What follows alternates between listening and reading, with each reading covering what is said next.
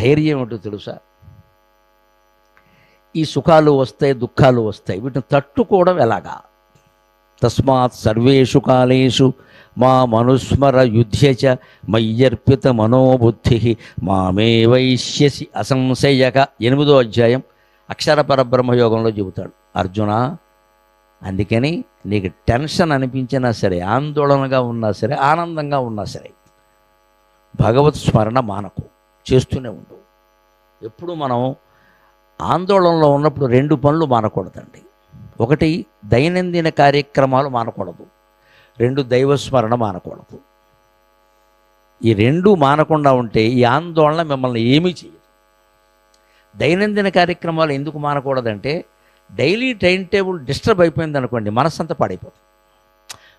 7:30కి నీకు కాఫీ తాగేసేయి, ఎంత బాధలో ఉన్నా తాగి మనకో. ఎవరితో కూర్చుని తాగే అలవాటు వాళ్ళతో తాగేసేయి, మార్చకో. ఇవాళ మనం కలిసి కూర్చుంటే ఈ దుఃఖమే వద్దు, అక్కడ కూర్చో, ఆవిడతోనే కూర్చో, తాగు. నీకు పొద్దున్న ఏదో దేవుడు పూజ దగ్గర అక్కడ 2 పూలు పెట్టేయి, స్నానం చేసి పెట్టేయి, మనకు. ఓ పుస్తకం చదివే అలవాటు ఉంది, రోజు ఒక 5-6 పేజీలు చదువుతున్నాం, ఇవాళ కూడా చదువు, మనకు. టైం టేబుల్లో ఒక్కటి మార్చద్దు, మనస్సును నిగ్రహించుకుని అన్నీ అలాగే చేయాలి. నీ బిజినెస్ ఉంది, అక్కడ కూర్చోవాలి, బిజినెస్ మీట్లో 4 మాట్లాడు, ఇవాళ కూడా మాట్లాడు, ఇంత దుఃఖం ఉన్నా సరే మాట్లాడు. ఇది ఈ టైం టేబుల్ ప్రకారం వెళ్ళడం ఏమవుతుంది, మీ దుఃఖాన్ని గురించి మీకు ఆలోచించే సమయం మీకు ఉండదు అసలు. పైగా ఈ చర్యల్లో కొన్ని ప్రశంసలు వినపడుతూ ఉంటాయి అనుకోకుండా, ఎవరి దగ్గర నుంచో. అది కొంత ఆయింట్మెంట్ పూసినట్టుగా ఉంటుంది, శాశ్వతమైన మందు కాదు, కానీ ఆయింట్మెంట్ పూసినట్టు. దైవస్మరణ ఎందుకు మానద్దని చెబుతున్నానంటే, ఈ ఊరికి డైలీ టైం టేబుల్ పెట్టుకుంటే సుఖం లేదు ఇక్కడ. దాని నుంచి బయటపడి మళ్ళీ మనం కర్తవ్యం నిర్వహించాలి అంటే భగవద్ అనుగ్రహం ఉండాలి. భగవద్ అనుగ్రహం ఉండడానికి సులువైన మార్గం, ఉన్న మార్గం కూడా ఒకటే. ఇప్పుడు జ్ఞానాన్ని కఠినమైన మాటల్లో చెప్పేవాడు కంటే సులభమైన మార్గాల్లో చెప్పేవాళ్ళు మనకు నచ్చుతారు.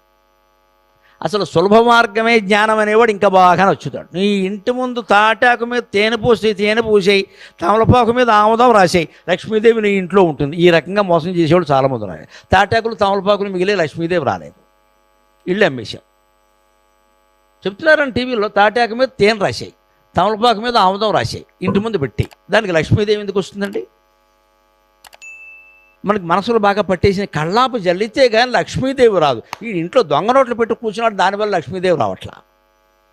రేపొద్దున వాడు ఈడీ వాడు వస్తాడు, ఇక్కడికి పట్టుకుపోతాడు. ఆ పని ఎందుకు మానవు? అక్రమ వ్యాపారం ఎందుకు మానవు? ఇదేమీ మానవు. కళ్ళాపు జల్లేసి ముగ్గెట్టేస్తే వచ్చేస్తుంది. ఎందుకు వస్తుంది? ఆవిడకేం పని లేదా? ఆచారాలను అర్థం చేసుకోవాల్సిన విధానం ఇది కాదండి. అందుకే మన దైనందిన కార్యకలాపాలు ఎలా ఉన్నా మనకి శక్తి రావాలి అంటే దైవానుగ్రహం సులభంగా పొందే మార్గం చెబుతున్నా. జ్ఞానాన్ని సులభంగా బోధించడం మనకి ఆనందంగానే ఉంటుంది, కానీ సులభ మార్గమే జ్ఞానం అనకూడదు ఎప్పుడు. ఈ సులభ మార్గం ఇది, కళ్ళాపు జల్లు, ముగ్గెట్టు, లక్ష్మీదేవి వస్తుంది, అది జ్ఞానం కాదు. ఎందుకు చెప్పారంటే, కళ్ళాపు జల్లితే పూర్వకాలం ఎలా పల్లెటూళ్ళు పేడతో అలికిన ఇళ్ళు, ఇంటి ముందు పశువులు నడుస్తూ ఉంటాయి, సాయంత్రం గోధూళి వేళ అంటారు. పూర్వం ఎప్పుడు ఈవినింగ్ అనేవారు కాదండి తెలుగులో. గోధూళి వేళ అంటే ఆవులు వెడుతూ ఉంటాయి, ధూళి రేగుతూ ఉంటుంది, దాన్ని గోధూళి వేళ అని పేరు పెట్టారు. అంటే పొయిటిక్ టర్మ్. గోధూళి వేళ అనేది కవిత్వ పదం. అది సాయంత్రం అంటే జస్ట్ ఈవినింగ్ అన్నాడు ఇంగ్లీష్ వాడు. మనం ఏమన్నా గోధూళి వేళ, సూర్యోదయ వేళ అంటాం మనం, మార్నింగ్ అనం మనం. సూర్యుడు ఉదయించాడు, అదొక అద్భుత దృశ్యం. అలాగే గోవులు వెడుతున్నాయి, అదొక అద్భుతం. నిజంగా గోవులు వెడుతుంటే రేగిన దుమ్ము ఉంది చూడండి, దాంట్లో ఏ రకమైన అపశబ్దం ఉండదండి. ఆ రేణువులు మంచివి, అవి మన ఒంటి మీద పడినా పర్వాలేదు. గోవుకు ఆసక్తి అన్నిటికి కాదు, మళ్ళీ గోవుకు ఆసక్తి ఉంది. గోవు వెడుతుంటే ధూళి రేగితే ఆ ధూళి మనం పనిగట్టుకుని ఒంటి మీద వేసుకోవద్దు, కానీ ధూళి పడినా కూడా నీకేం కాదు. అందుకని దాన్ని గోధూళి వేళ అన్నారు. గోవుకు ఆసక్తి ఉంది. అలాంటి రేగిన ధూళి మళ్ళీ అణగాలంటే కళ్ళాపు జల్లాలి కదండి. అందుకని పేడ కలిపి నీళ్ళు. పేడ ఎందుకు కలిపేవాళ్ళు? ఆ ఇల్లంతా పేడే, ఇంటి ముందు పేడే. ఇప్పుడు నువ్వు డూపీహెచ్కే కొంపెలలో కట్టి, కోకాపేటలో కట్టి పేడ నీళ్ళు జల్లుతానంటే అలాగా? సరిగ్గా లేకపోతే బెల్డర్ని ఎత్తించి జల్లాలి పేడ నీళ్ళు. ఇక్కడ ఎందుకు జల్లడం? ఇదే సెంటిమెంట్ ఎప్పటికీ. ఏంటంటే పేడ నీళ్ళు జల్లాలి, ఎందుకు అవసరం లేదు. హైదరాబాద్లో పేడ నీళ్ళు జల్లడం ఏంటంటే అర్థం లేకుండా ఎక్కడ జల్లుతావు? ఇవి మనం పెట్టుకూర్చున్న ఇది ఇలాంటివి పెట్టుకోకూడదు. దైనందిన కార్యక్రమాల్లో మనకి శక్తి రాదు, దైవానుగ్రహం అలా రాదండి. నిరంతరం మనస్సులో స్మరిస్తూ ఉంటే వస్తుంది. ఎలా వస్తుందండి? దేవుడు ఎక్కడున్నాడు? అంతటా ఉన్నాడు అని చెప్తున్నారు కదా, మన హృదయంలో కూడా ఉన్నాడు కదా. హృదయంలో ఉన్న దేవుడికి మనం చోటు ఇవ్వాలంటే నమ శివాయ, నమో నారాయణాయ, శ్రీమాత్రే నమః, ఇలా ఏదో ఒక మంత్రాన్ని నిరంతరం స్మరించాలి. మీరు బిజినెస్లో ఉన్న చేయొచ్చు ఈ పని, సంసారంలో ఉన్న చేయొచ్చు, వ్యాపారంలో ఉన్న చేయొచ్చు, వ్యవసాయ ఖాళీగా ఉన్న చేయొచ్చు. చేయండి, ఎంత వీలైతే అంత చేయండి. చెయ్యాలన్నారు గురువుగారు, రోజుకో 1,00,000 వద్దు, ఈ ప్రతిజ్ఞలు వద్దు. ఎంత వీలైతే అంత చేయి. ఆర్టీసీ బస్సులో ప్రయాణం చేస్తున్నాం, బస్ స్టాండ్లో కూర్చున్నాం, ఈ బస్సులు రావే అదవసంత అని ఒకడో, ఆడవాళ్ళకి ఫ్రీ ఇచ్చారని ఇంక ఎందుక చర్చి ఇక్కడ? ఈ చర్చి చేస్తే బస్సు వస్తుందా? బస్సు వచ్చేలోగా నోరు మూసుకుని నమశివాయ అనలేవా? నాకు అర్థం కాదు. నేను నమ్మకంతో చెబుతున్నానండి, భగవత్ స్మరణ చేస్తే వీడు ఒక్కడి కోసమే బస్సు వస్తుంది, అనుమానం ఏమీ లేదు. వీడు ఒక్కడి కోసం వస్తుంది. భగవంతుడు అలా సిద్ధంగా ఎప్పుడు పిలుస్తాడా వద్దామా అని, ఒక పిలుపులో పిలిచితే పలుకుతావట అని అందుకే అంటారు ఆయన. మనం నిరంతరం స్మరించాలి. ఎందుకు? Charging the battery. మీకు 1,00,000 రూపాయలు ఫోన్ ఉన్నా 100 రూపాయలు వైర్ లేకపోతే ఫోన్ పనిచేయదు ఇక్కడ. ఛార్జింగ్ వేరు ఉండాలి కదా. నేను ఆ ఫోన్ ఆండ్రాయిడ్ అండి, పెద్ద రాయుడు, ఇవి ఏ రాయుడు అయినా ఒకటే. నీ వైర్ ఏంటో చెప్పు నాకు. నీ వైర్ లేకపోతే ఫోన్ పనిచేయదు ఇక్కడ. అది ఆ వైర్ లేకపోతే ఫోన్ ఎంతైనా పనిచేయదు కదా. అది ఆ వైరే మనం చేసే స్మరణ.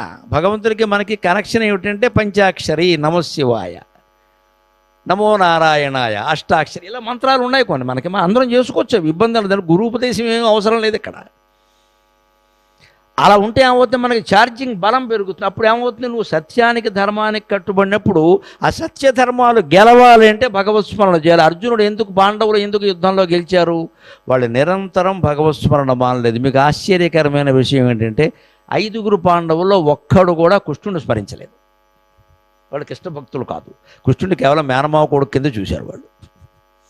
అర్జునుడు కొంచెం అర్థమైంది, ధర్మరాజుకి తెలిసింది కానీ బయటికి చెప్పలేదు. భీముడికి అర్థమే లోపల లోపల లోపల లోపల కొనుక్కున్నాడు కానీ బయటికి చెప్పాల. నకుల సహదేవుడికి దాదాపు అర్థం కాలేదని చెప్పాలి. వాళ్ళందరూ వేరే. ధర్మరాజు సూర్యోపాసన, భీముడు చంద్రోపాసన, భరతంలో ఉంటుంది ఆ విషయం. అర్జునుడు శివోపాసన, అర్జునుడు శివభక్తుడు, కృష్ణ భక్తుడు కాదు. నకులుడు అశ్విని దేవతల ఉపాసన, సహదేవుడు అగ్నిదేవుడు ఉపాసన. సహదేవుడు తన కొడుకు శృతసేనుడు అని పేరు పెడతాడు, అగ్నిదేవుడికి మరొక పేరు శృతసేనుడు. భీముడు తన కొడుక్కి శృత సోముడు అని పేరు పెడతాడు, చంద్రుడికి ఆయన భక్తుడు. సోముడు అంటే చంద్రుడు, చంద్రుడే నా కొడుకు పుట్టుడని పేరు పెట్టాడు. వాళ్ళు ఎవరు కృష్ణ భక్తులు కాదు, కానీ వాళ్ళందరినీ కాపాడింది కృష్ణుడు. అంటే అర్థమవుతుందా? శివుడు కానీ, అగ్ని కానీ, అశ్విని దేవతలు కానీ, కృష్ణుడు కానీ ఎవ్వరూ వేరు కాదు. దయచేసి దేవతల మధ్యలో భేదాలు పెట్టేటువంటి వాళ్ళ మాటలు వినకండి, అవి ఉట్టి పనికి మాలిన మాటలు. అందరు దేవతలు ఒకటే. నువ్వు ఏ దేవుడు పేరు చెప్పి స్మరించినా దేవుడు కాపాడుతాడు. ఏ రూపంలో ఉంటే నీ దగ్గర సమీపంలో ఉన్న రూపం లేదా నువ్వు నమ్మిన రూపం. కృష్ణుడు వాడికి సమీపంలో ఉన్నాడు, అందుకని కాపాడాడు. అదే మాట అర్జునుడు చెబుతాడు. ఇంక శివుడు ఎలా కాపాడాడో తెలుసా? 14వ రోజుని అభిమన్యుడు చనిపోయిన మర్నాడు అర్జునుడు ఊచకోత కోస్తాడు 2 లక్షల మందిని.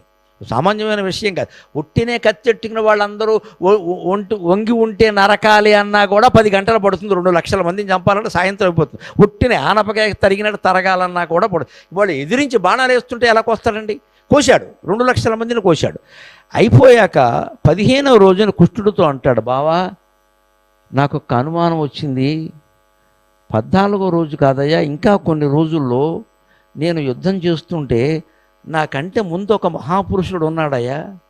ఆయన ఏనుగుతోలు కట్టుకున్నాడు, చేతిలో శూలం ధరించాడు, ఒక ఆటవికుల్లా ఉన్నాడు. నా ముందు వెళ్ళి అందరినీ నరుకుతున్నాడు.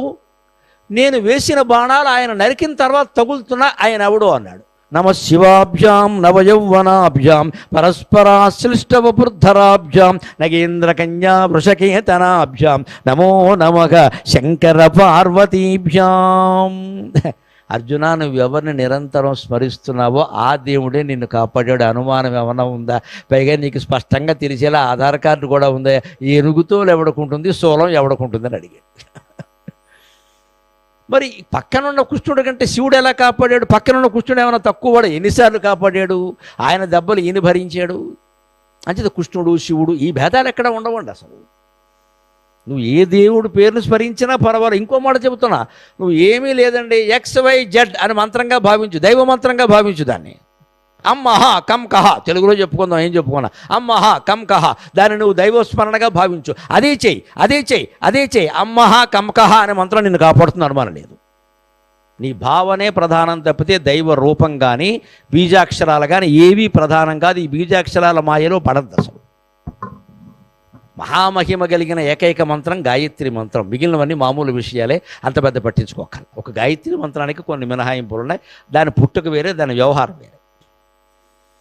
మిగిలినవి ఏవి పెద్ద అక్షరాలు ఈ అక్షరాలను కొట్టుకుపోవలసిన అవసరం లేదు. నువ్వు అమ్మహ కమకహ అన్నా చాలు, నిరంతరం అదే అను. అది దేవుడనే భావంతో అన్న, సినిమా డైలాగ్ అని అనుకోకూడదు. అది దేవుడే, అది దేవుడే, నన్ను కాపాడేది అదే అని నిరంతరం స్మరిస్తే అదే కాపాడుతుంది. నేను అదే మన్మనాభో మద్భక్తో మధ్యాజీ ఇమాం నమస్కురు అంటాడు భగవద్గీతలో. నా మీదే మనస్సు పెట్టు, నన్నే ఆరాధించు అంటే నువ్వు ఏది దేవుడుగా భావించావో దాన్నే ఆరాధించు అని. కృష్ణుడే అని కాదు అక్కడ అర్థం. అక్కడ సర్వేషు కాలేషు మా మనుస్మర యుద్ధచ, ఎప్పుడు నన్ను స్మరిస్తూ యుద్ధం చేయి. మయ్యర్పిత మనోబుద్ధికి మామే వైశ్యసి అసంశయ, నా యందు మనస్సు బుద్ధి ఎవడు సమర్పిస్తాడో వాడు నాలోనే కలిసిపోతాడు, అనుమానం వెళ్ళదు, నేను చూసుకుంటాను. ఇంకొక మాట భగవద్గీతలో చర్మ శ్లోకం చెప్పుకుని మనం సెలవు తీసుకుందాం. ఎప్పుడు జీవితంలో అనేక అనుమానాలు వస్తాయి, వ్యాపారంలో వస్తాయి, సంసారంలో వస్తాయి. ఇది ధర్మమా కాదా, ఇది చేయొచ్చా చేయకూడదా, పెద్దవాళ్ళు ఎవరు చెప్పలేనివి కూడా కొన్ని ఉంటాయి. ఏమోరా మాకు మాత్రమేం తెలుసు నాయనా అంటారు, లేకపోతే వాళ్ళకి తోచింది వాళ్ళు చెబుతారు. అది కూడా ధర్మమా కాదా అని మనకు అనిపిస్తుంది. ఏదో ఒకటి చేయాలి కదండి. పనేత ఇప్పుడు ఇంటికి యజమాని మీరు, మొగాడు, ఇంట్లో మీరు బాధ్యతలు ఆడవాళ్ళ మీద పెట్టేయలేరు. పెట్టినా వాళ్ళు కష్టమే. ఏమో ఇద్దరు కూర్చున్నా ఏమీ తేవలదు. ఏం చేయాలి, ఏదో డెసిషన్ వీ షుడ్ టేక్. వీళ్ళు భగవంతుడికి ఫోన్ చేద్దామంటే కుదరదుగా, ఆయనకు ఫోన్ నెంబర్ లేదు. ఏం చేయమని కృష్ణుడు చాలా తేలికైన ఉపాయం చెప్పాడు. సర్వధర్మాన్ పరిత్యజ్య మామేకం శరణం వ్రజ అహం త్వా సర్వ పాపేభ్యో మోక్షయిష్యామి మా శుచః. 18వ అధ్యాయం చివరిలో చెబుతాడు. దీన్ని చరమ శ్లోకం, భగవద్గీత సారాంశం అంట. నీ బాధ్యతల పట్ల నీకు విసుగొస్తే, చెయ్యలేకపోతే, నీరసం వస్తుంటే, ఇంత చేశాం ఏమైంది అని ఎప్పుడైనా అనిపిస్తే కాసేపు పక్కనెట్టు. ఆ ధర్మాన్ని కూడా పక్కనెట్టు. ఏది ధర్మం అని ఆలోచించడం కూడా పక్కనెట్టు. మామేకం శరణం వ్రజ, శ్రీకృష్ణ శరణం మమ, శ్రీకృష్ణ శరణం మమ అని కృష్ణ విగ్రహం మీద దృష్టి పెట్టి ప్రార్థన చేయి. అహం త్వా సర్వపాపేభ్యో మోక్షయిష్యామి మా శుచః. నీ నిర్ణయంలో తేడా ఉన్నా సరే ఆ పాపం నీకు అంటకుండా నీ జీవితాన్ని ఉద్ధరించే పూచి నాది అని భగవంతుడు మనకి ప్రతిజ్ఞ చేశాడు. నిస్సందేహంగా ఉండొచ్చు. ఎందుకు, కొన్ని క్లిష్ట పరిస్థితులు ఎలా ఉండే ధర్మ నిర్ణయం మనం చేయలేం, కానీ కుటుంబానికి యజమానిగా ఉన్నాం, చేయక తప్పదు. ఈ డబ్బు ఖర్చు పెట్టాలా వద్దా, ఈ పెట్టుబడి పెట్టాలా వద్దా, ఈ కుసలు వస్తుంది. అలాగా ఈ పెళ్లి సంబంధం వచ్చింది అమ్మాయికి, చెయ్యాలా వద్దా, చేయడానికి కొన్ని కారణాలు ఉన్నాయి, చేయొద్దనడానికి కొన్ని కారణాలు ఉన్నాయి. కానీ మనకేమో చెయ్యాలని అనిపిస్తుంది, కాస్త మంచి సంబంధమే అని. కానీ కొన్ని అనుమానాలు ఉన్నాయి, ఎవరో చెప్పారు. ఎక్కువ భాగం మంచివే కనపడుతున్నాయి కదా, కొన్ని అనుమానాలు ఉన్నాయి కదా. భగవంతుడి మీద భారమే. అమ్మా స్వామి, నేను ఎప్పటికే 4-5 సంబంధాలు చూశాను, పిల్లకి వయసు దాటిపోతుంది, చెయ్యాలి ఏదో రకంగా, ఏవో చిన్న చిన్న ఉంటే నువ్వు చూసుకో అని పరమాత్మక భారాన్ని అప్పగించి పిల్లకి ఆ సంబంధం చేసేస్తే ఏమీ లేకుండా శ్రీరామచంద్రమూర్తి లాంటి అల్లుడు దొరుకుతాడు మీకు. హాయిగా మీ కుటుంబాలన్నీ బాగుంటాయి, అనుమానం లేదు అందులో. భారాన్ని ఆయనకు, దీన్నే శరణాగతి అంటారు. వైష్ణవ సంప్రదాయంలో శరణాగతి అంటే ఇదే. నువ్వు చేసావు, నీకు అనుమానం, నాకు వదిలే ఆ విషయాన్ని. కానీ ఒకటే లెక్క, నిరంతరం స్మరించాలి. వదిలేయడం అంటే వదిలేసి ఒకసారి ఏదో అప్పగించి ఒక కాగితం అక్కడ పెట్టి పారిపోవడం కాదు, మళ్ళీ మన ప్యాకెట్ మనం ఆడుకోవడం కాదు. ఇక్కడ ఆయనకు వదిలేసామంటే మనం మొత్తం వదిలేయడం కాదు. ఆయన వదలకూడదు, ఆ పని వదిలేయాలి. ఆయన్ని వదలద్దు, ఆ పని వదిలేయాలి. ఆ భారం ఆయనకు వదిలే, ఆయన వదలద్దు. అప్పుడు ఆయన కూడా, వీడు నన్ను వదలట్లేదు, వీడిల్లు బంగారంగా అస్తమాను స్మరిస్తున్నాడు. అంచేది వీడు చేసిన వ్యాపారం వల్ల, వీడు కుదిర్చిన సంబంధం వల్ల, ఇతను చేసుకున్న ఒప్పందం వల్ల కనీసం ఇతనికి నష్టం రాకుండా నేను చూడాలి అని ఆయన చేస్తాడు ఖచ్చితంగా. యోగక్షేమం వహాం జగం అంటే